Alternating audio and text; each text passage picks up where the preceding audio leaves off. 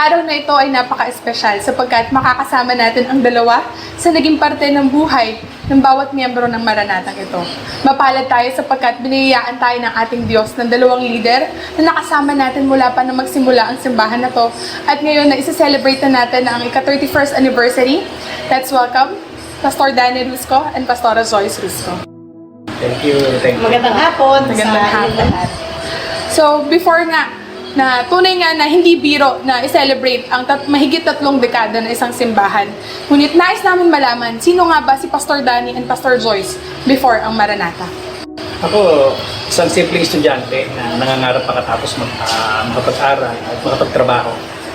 Yun lang, yun ako noon, nung bago ako maging isang pastor.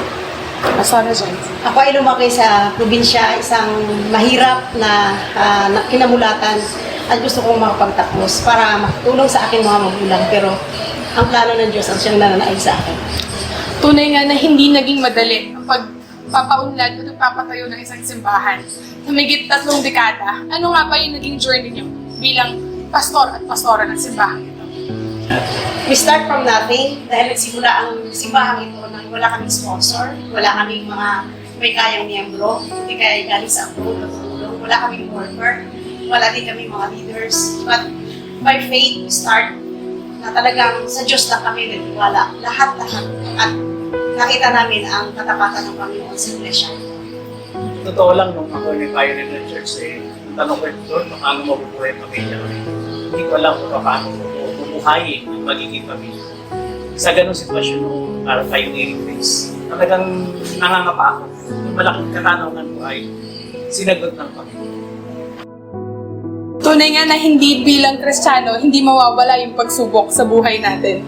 Nais din namin malaman, ano nga ba yung naging biggest challenging ng bilang isang pastor ng simbahan ito? Sa akin, ang pinakamalaking challenge ay yung ako ay nagkaroon ng anak.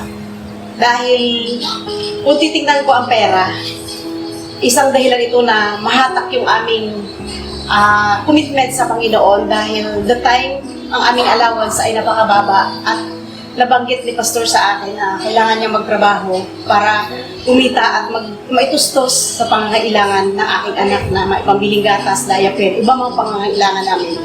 Dahil ang simbahan noon ay pioneering at ang tinatanggap namin ay napakaliit na halaga.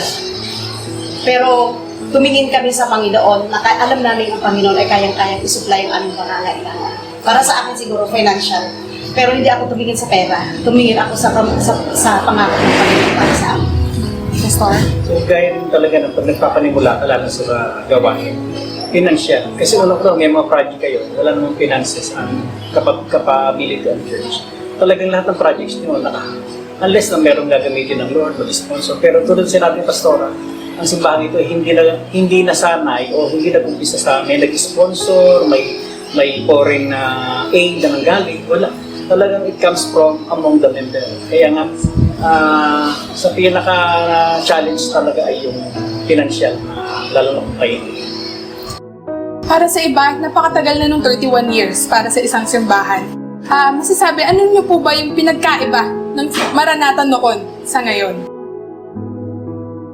Ang laki ng pinagkaiba dahil ang Maranatha noon, walang worker, walang financial. As of now, may mga inaasahan na kami sa simbahan. Mayroon ng mga miyembro na nakapag-share ng Word of God. Nakakatuwang namin, mga musicians, workers, leaders, na talagang nagpupush sa amin at nagpapalakas sa amin upang kami magpatuloy sa kanyang gawain. Mayroon na kaming inaani na namin ngayon yung aming ipinula sa puso niya. Kaya kaagapay na namin sila sa ministry. So, nagkaroon ng structure ng church. Dati nung pioneering, hindi mo lang kung sino magiging kasama mo. Walang mga leaders talaga. Pero dahil sa tulong ng mga Bible student, naitayo ang simbahan ng pioneering days. Kaya nga, ang credit ay nasa Panginoon at sa mga Bible student na nakasama natin. At ngayon, ay meron tayo talagang kakayanan at meron na rin tayong mga daughter churches, no? And dahil may mga workers na sumibol at ibinigay ang Lord kay among the church ay lumago ang mga naging leader, workers. At kaya ang simbahan natin ngayon sa tulong ng Panginoon ay malaking kaibahan noon sa ngayon. Sa kabila ng lahat ng mga na-experience nyo, ano yung mga bagay na nagpapatuloy sa inyo na maging inspirasyon para maging patuloy na leader ng simbahang ito? Pag nakikita namin ang mga miyembro na lumalago, at masaya-masaya sila naglilingkod, at mahal na mahal nila kami, at ganun din, mahal namin sila. At the same time, the inspiration of the Holy Spirit, the joy in serving the Lord. Kapag mayroong isang kaluluwa na nakakilala sa Lord, yun yung nagbibigay ng inspirasyon sa amin ng mga pastor. No? At yun, yung ang mga miyembro ay intact, no? Nagmamahalan. Isa yun sa masasabi kong achievement na ang simbahang ito umabot ng 31 years na walang naging problema na when it comes to relationship to one another. Hindi. Naging harmonious, naging family atmosphere. Kaya kung ako titingnan ko, gusto ko ang Maranatha is, kung i-visualize ko, is a big family na masaya. Yun. Ayun, marami na tayong pinagdaanan. Bawat miyembro, bawat leader. Ngayon, how do you see Maranatha 10 years from now? We expect 10 years from now na magkaroon na ng building, sariling naitayong gusali sa lugar na to. Yun naman talaga ang prayer natin lahat. 10 years from now, gusto ko na kung wala naman kami rito, ay magkaroon ng ilalagay ang Panginoon na isang pastor din na mahal niya ang mga miyembro, ang mga tumpa at lahat ng mga gawain dito ay kanyang iti-treasure sa puso at yung commitment number 1 sa Panginoon. And the same time, ang mga miyembro na inaasahan namin ay patuloy pa rin sila nagsusuporta sa gawain ng Panginoon. Maraming leaders ang patuloy na makakasama sa church, dadami pa sila. So yun ang in-expect namin 10 years from now. Gusto ko after 10 years from now ay maging isang landmark ang Maranatha. Hindi dahil sa yung gusali niya, kung hindi dahil magiging landmark sa in a sense na ito yung magiging takbuhan ng mga taong gulo, naguguluhan sa buhay, nangangailangan ng Panginoon sa kanilang buhay. Magiging landmark in a sense na alam nila kung saan sila tatakbo. At gusto ko makita na ang Maranatha katuang ng komunidad. No? Kapag sinabing may problema ka, doon tayo. Kasi ang nakita nila, hindi yung building, kundi yung Kristo, ang Diyos na buhay na kumikilos sa loob ng Maranatha. Yun ang gusto kong makita. No, mawala man na kami rito, no, ay nagpapatuloy yung makikita ng taong ito, ng mga taong ito na ito yung magiging gusto kong makita sa Maranatha. Hindi lang isang simbahan, hindi lang isang church na pinupuntahan ng mga mananampalataya, kundi maging ng mga hindi pa mananampalataya ay magiging bahagi sila, takbuhan nila, magiging house of refuge nila ang simbahan ito.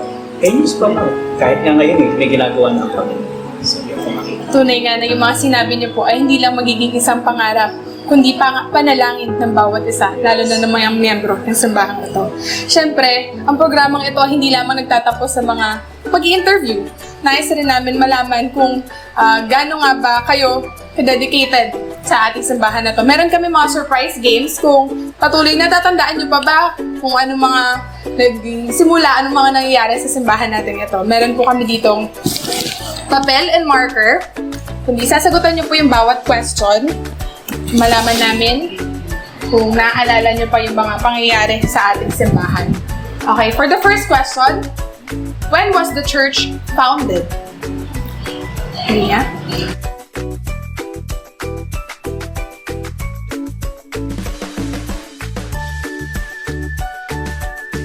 Answers up. Church founded July 16, 1990 and July 16, 1989. Bakit po nasabing 1989, Pastora? Kasi during the time, hindi talaga ako nag-pioneer dito. I was then in Logos Four-Square Church, kaya nag-doubt ako 1989 or 1990. Pastora. Siya talaga nagsimula. Sa akin ay yung earthquake. Basta pag lumindol, yun yung landmark. Siguro sa kanya, yung time na 1989, nasa Logos pa siya nun. Dahil hindi pa kami magkakilala ng time. For next question, who was the first couple married in the church?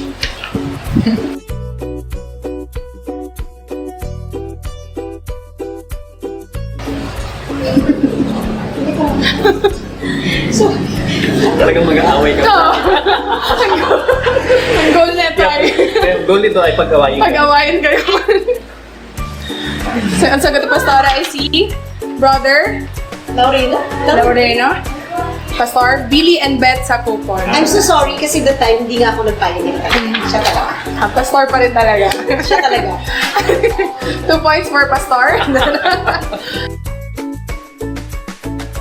Next question is, how much was the church lot? Diba noon, hindi pa ito pag-maaari ng sambahan. Yung halaga. Halaga, pagbili. Naalala ko, dinaan pa natin to sa matinding panalangin.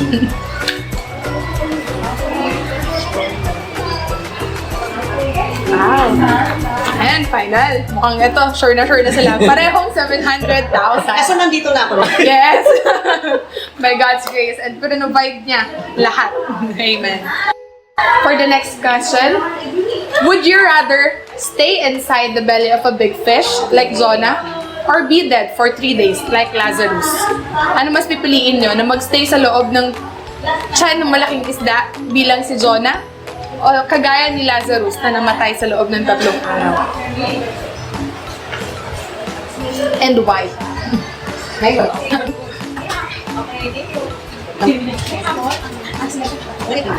explain na.